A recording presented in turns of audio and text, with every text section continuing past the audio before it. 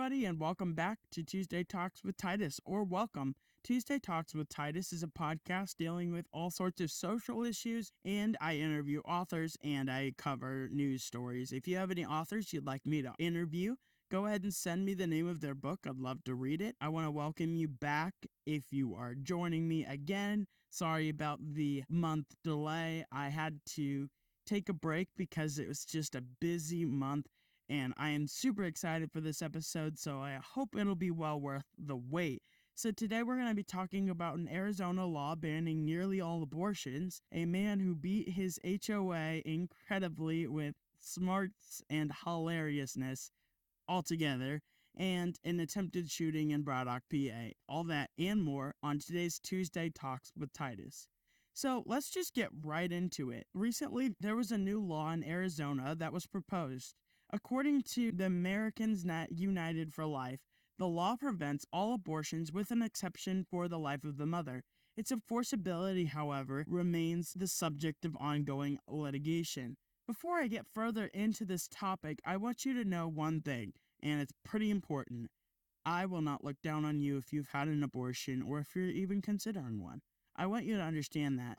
I don't really care about that. God loves you. I still love you. So don't get the idea that I hate you if you made that decision or if you're thinking about making that decision.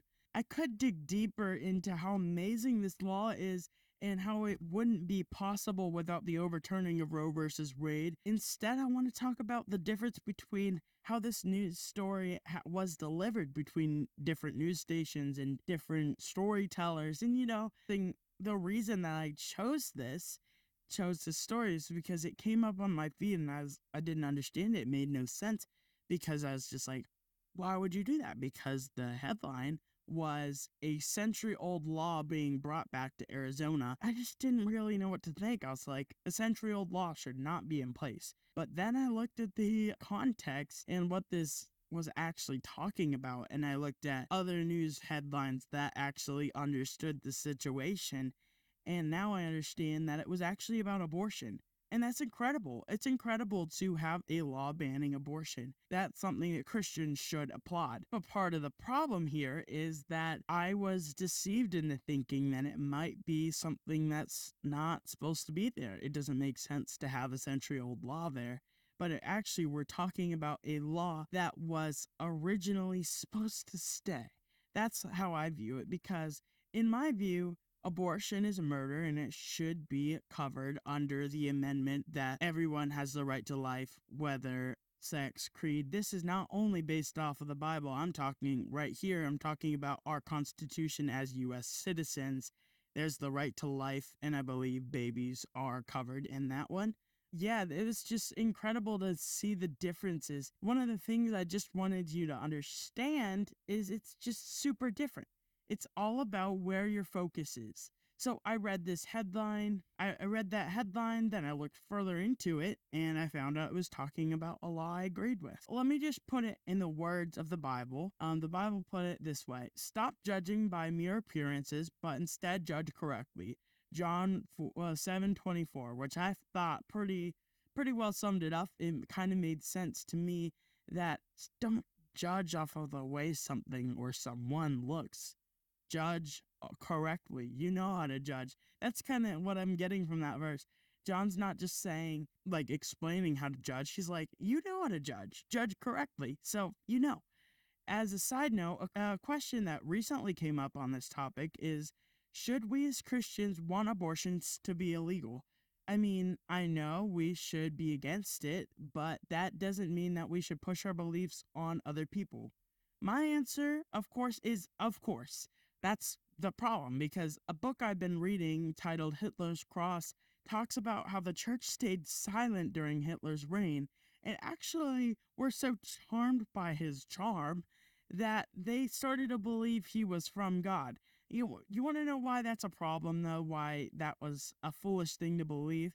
Okay, first off, not only that he was killing people and calling it justice, he was also dabbling with devil stuff, devils. He was dabbling with demons. He was dabbling in all of that and glorifying sin. So kind of sounds like a problem to me, but Christians were starting to think he was from God.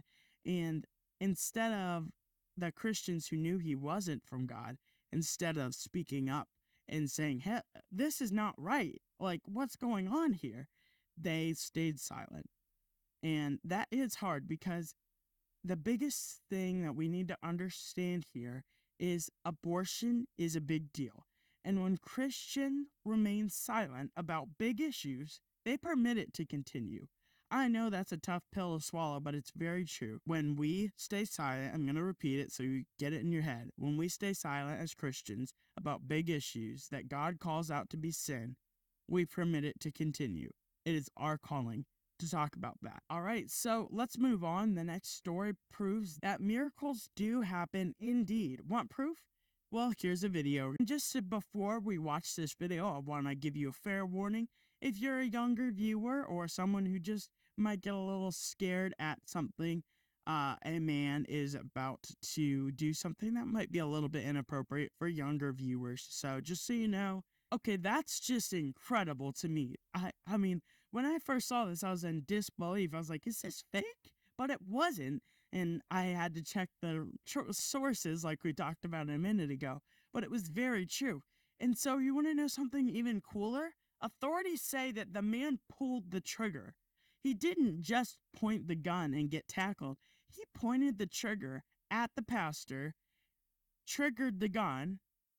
Like I said, he pulled the trigger, and nothing happened. The gun was loaded. He could have killed him, but that trigger did not shoot the gun. That's incredible. And we need to remember that miracles happen every day. Sometimes we just need to take a step back and realize we can't live our lives without God. All around us, bad things happen. In a world full of humans, it's inevitable that, well, humans in general sin. And with sin comes consequences. And we already are living some of the consequences, but there's also more consequences for our actions. Not to say that everything bad that happens to you is a punishment for sin. We see that in Job. But sinners sin, and that can affect everybody. Think about it. If you lie, someone will get hurt. Whether you think it will happen or not, it will. And if you lose control of your mind, whether by demons or by drugs or by alcohol or by any other thing, someone will get hurt. Like we saw in this situation, someone could have gotten hurt, and he ended up getting himself hurt. No matter what sin you commit, someone will get hurt. Drill that into your brain now. But one of the biggest lessons that I wanted to take away from this, and I hope you'll take it away too, and drill it into your mind. I've been saying that a lot, but drill it in your mind, please do. Is forgiveness makes an incredible difference. So one of the things that you got to understand about the situation is that the pastor's 14-year-old daughter watched this entire situation happen. That had to be incredibly scary. Parents don't like their kids to be afraid of things or be traumatized by things. That experience was probably traumatizing. I would venture to say it definitely was. But this pastor ended up just talking to this guy and forgiving him. And actually, he found out that this man didn't remember doing this. He lost control. That's why I'm saying when you lose control of your mind, something bad will happen. The pastor decided to forgive. And instead of just being mad at this guy for the rest of his life, and he wants to disciple this man. He said in a news story that he would like to talk to this man and maybe talk to him about Jesus. That would be incredible. You know how big of a change that would be? The turn from sin, from death to life is incredible, no matter who it is. But that'd be a pretty cool turn. So please pray for this man. Pray that he will accept God into his heart and change his life. So as we move on, we're going to discuss a man who beat the system, so to speak. So a man in California who was storing his boat on the side of his home was told he had to cover the boat with a fence because it was unpleasant to look at. For me, I like boats. I don't really care how they look. The man was not happy, and instead of just getting mad and continuing to just be disappointed, he decided to come up with a genius idea. Here's the picture. He painted a mural. I think he paid someone to paint it, but there's a mural painted on this fence to look exactly like the boat. Now that's using your brain. So I put this story in to show you that focusing on all the bad is tiring and completely not worth it. This man could have just put a fence up and continually been angry, or he could have fought with the HOA or yelled at them or just been a grumpy man for the rest of his life. But did he? No, he actually decided to have some fun, harmless fun, with the situation. Proverbs 17:22 puts it this way: a joyful heart is good medicine, but a crushed spirit dries up the bones. Don't be the person who can't be in a good mood. Be a person who is pleasant to be around because of the mood they're always in. Be the joy that God gives you. That's the biggest thing. Show the joy that God gives you in your heart so people wonder why you're so joyful. Alrighty, that's going to be it from me today. Don't forget to share this episode and follow if you haven't already. I have a goal to reach 100 followers on Spotify or wherever you're listening. It doesn't really matter. But I also am trying to get followers who will listen to my content. So if you're going to follow, please consider liking the video and continuing to watch the content. It's fairly digestible and it's pretty short episodes, and they only come out once a month. Short and sweet, and there's something to look forward to at the end of your month. So next month is again a busy one. I told you I was going to talk about this at the end of the episode. So I'm going to be attending a 2-week apologetics camp called The Summit. And I will attempt to get an episode out for July, but June may be a tad too busy. But don't worry, if you're on YouTube or if you follow my Facebook page or Instagram page, you are welcome to watch all those short videos. I'm going to be posting as much as possible episode, like little short videos, maybe 60 seconds long, of just me explaining what happened through the day and just having fun and showing you how my week's going. So go ahead and subscribe to my YouTube channel, follow my Facebook page, and follow my Instagram page just so you can stay updated on that. Well, with all that, I would like to say thank you so much for listening to today's Tuesday Talks with Titus, and we will see you next time. Goodbye.